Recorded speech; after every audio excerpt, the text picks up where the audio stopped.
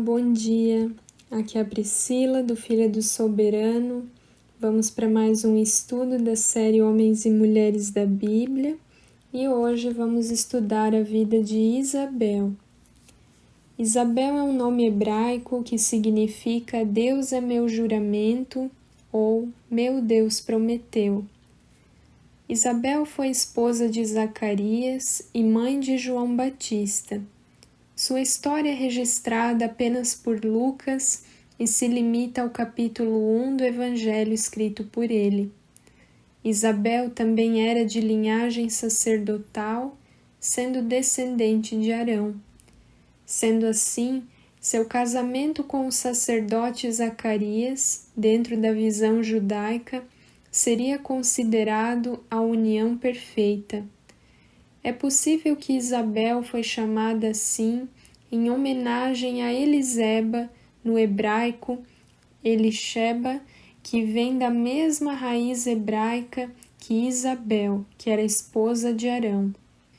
Isabel e Zacarias eram justos e irrepreensíveis em sua dedicação à lei, e podem ser incluídos junto aos piedosos judeus que estavam ansiosamente esperando a vinda do Messias.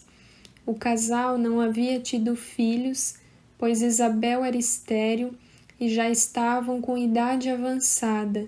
No entanto, apesar dessa tristeza, Isabel não era uma mulher amargurada. Acima de tudo, ela servia a Deus incondicionalmente. Certo dia, quando Zacarias estava queimando incenso no templo, o anjo Gabriel apareceu a ele e anunciou que Isabel daria à luz um filho que seria grande diante do Senhor.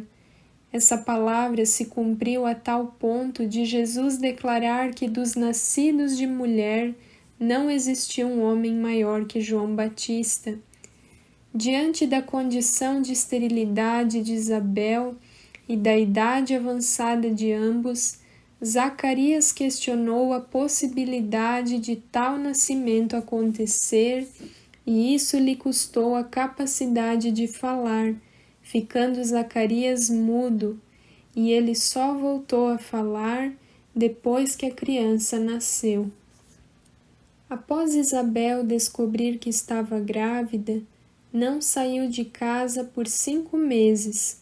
O texto não revela o motivo, mas talvez por se tratar de uma gravidez de risco ou a fim de consagrar-se a Deus em sinal de gratidão.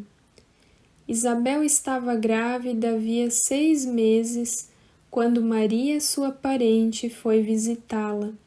Maria também foi visitada por um anjo. Ela havia concebido do Espírito Santo. Que sensibilidade espiritual maravilhosa Isabel possuía! Assim que Maria entrou em sua casa, o bebê de Isabel se mexeu em seu ventre e ela exclamou: Bendita é você entre as mulheres, e bendito é o filho que você dará à luz. Lucas 1:42.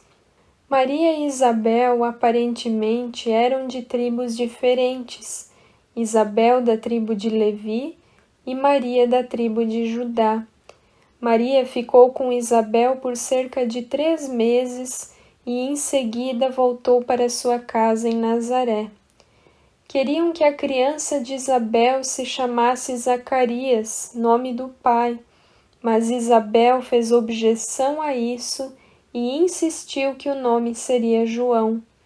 Ao desprezarem seu pedido, provavelmente porque era mulher, voltaram-se para Zacarias, que estava mudo. Ele escreveu numa tábua que o menino se chamaria João, e naquele momento voltou a falar e profetizou acerca do futuro do filho, dizendo que seria um profeta do Senhor. Há aproximadamente 400 anos, a voz de Deus havia se silenciado e não havia sido levantado profeta em Israel. O nascimento de João Batista representa o início de um novo tempo, o Senhor havia começado a trazer o seu povo junto para si. Após isso, Isabel e Zacarias não são mais mencionados no Novo Testamento. A menção enigmática que a criança habitava nos desertos até o dia que se manifestou a Israel leva alguns a pensar que Isabel e Zacarias morreram ainda na infância de João. Na história de Isabel, também podemos ver a soberania de Deus na realização de seus propósitos.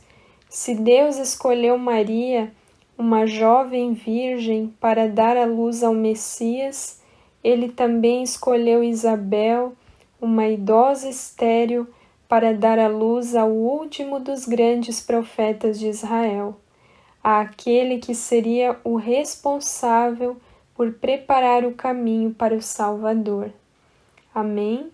Então, é uma história inspiradora. Claro que aqui o tempo é limitado e eu já vou ficando por aqui, mas a vida de Zacarias, de Isabel, tem muito a nos ensinar, porque fala muito sobre fé, sobre ser fiel a Deus mesmo quando a gente não tem aquilo que a gente espera, as bênçãos que a gente espera, né, da parte do Senhor, porque por muitos anos eles continuaram se dedicando a Deus, sendo fiéis a Ele, sendo irrepreensíveis, a Bíblia fala, mesmo que eles vivessem essa realidade, né, de uma vida sem filhos. E naquela época era muito diferente de hoje, a gente sabe, né?